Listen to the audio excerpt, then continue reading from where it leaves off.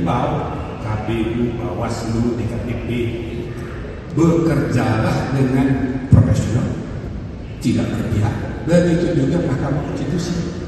Itu kita tidak mau hakim konstitusi berpolitik. Nah, jadi biarlah para hakim kita ini belajar dari putusan MK ini. Nah, kita tidak tahu bagaimana responnya. Kita tunggu besok. Yang jelas putusan MK sudah kita umumkan tadi langsung berlaku sejak ditetapkan, sehingga tidak perlu ya adanya majelis banding, karena majelis banding itu diatur di peraturan Mahkamah Konstitusi kalau sanksinya itu pemberhentian tidak hormat dari anggota. Tapi ini kan bukan dari anggota. Nah, jadi kita tafsirkan itu tidak berlaku ketentuan majelis banding itu. Bahkan kami tadi sepakat memberi rekomendasi kepada MK ke depan sebaiknya peraturan MK ini diperbaiki. Jangan ada majelis banding, nggak perlu. Ya kan, yang bentuk majelis banding siapa? Itu juga. Kecuali kalau memang dianggap penting, nah sebaiknya diatur di undang-undang. Jangan diatur sendiri dalam MK. Itu. Nah, jadi itu saudara-saudara sebagai pengantar, silakan kalau ada yang mau tanya. Satu-satu dong. Yang rambut panjang dulu, baru yang rambut pendek. Itu rambut panjang. Panjang dulu ini.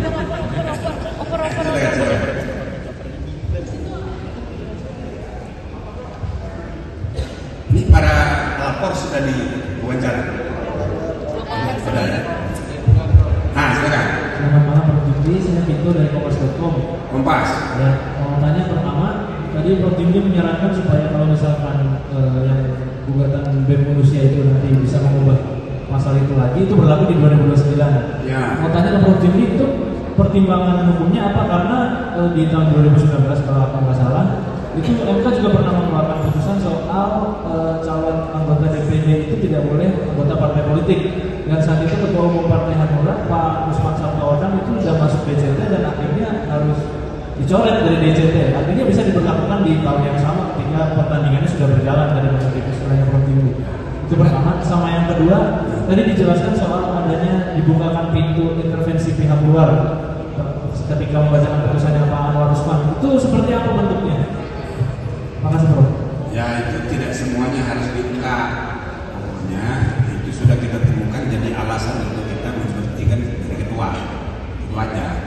Kalau usah terlalu penting. Ya, dan tidak perlu semuanya.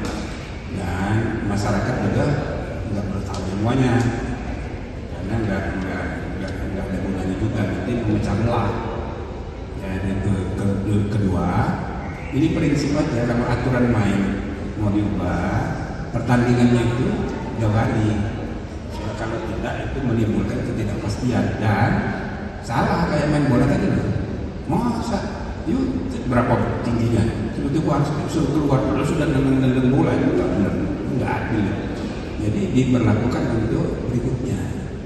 Tapi ada beberapa kasus, tuh misalnya ya, itu keputusan mengenai sistem proporsional tertutup menjadi terbuka itu 7 hari sebelum pemungutan suara 2019. Nah, dikacau itu gara-gara itu. Nah, ada satu lagi, yang kedua, ketentuan mengenai verifikasi administrasi itu 2014. Tiba-tiba keluar ketentuan baru berdasarkan putusan MK, verifikasi itu berlaku untuk semua partai termasuk partai lama. Sedangkan partai lama itu sudah menikmati aturan bahwa partai yang sudah di DPR itu tidak perlu diverifikasi lagi, maka mereka tidak awas sehingga tidak disiapkan administrasinya. Begitu putusan MK keluar, ya kan? Ternyata nggak ada yang memenuhi syarat. Itu kejadian 2014 terjadi. Cuma, ya kan? Ketua KPU-nya datang sama saya waktu itu, saya ketua DKPP. Prof, ini bagaimana ini? Masa cuma saya mau sebutnya, cuma satu partai yang lolos, cuma satu partai yang lolos. Oh, jadi dia datang. Waduh, kalau pemilu pesertanya cuma satu, ya khusus. Ya, jadi udah saya bilang diam aja, nggak usah diumumkan. Kan gara-gara putusan MK ini. Itu ya. Jadi akhirnya ditetapkan semua partai yang sudah duduk di parlemen itu lolos, dan kemudian ditambah partai-partai baru. Gitu adanya. Jadi memang ada kejadian kayak gitu. Kedua, tahun 2019 yang lalu soal KTP. Itu KTP diputuskan di sini tidak sempat mengubah peraturan KPU. Maka apa yang terjadi oleh KPU? KPU tidak sempat menggunakan persis kayak kalau sekarang masih bisa, DPR sudah ada. Tapi waktu putusan dibuat, DPR kan lagi reses. Kewajiban untuk konsultasi cuma 2 hari, nggak bisa. Nah, walaupun akhirnya bisa, tapi untuk kasus KTP itu 1 hari dan sebelumnya.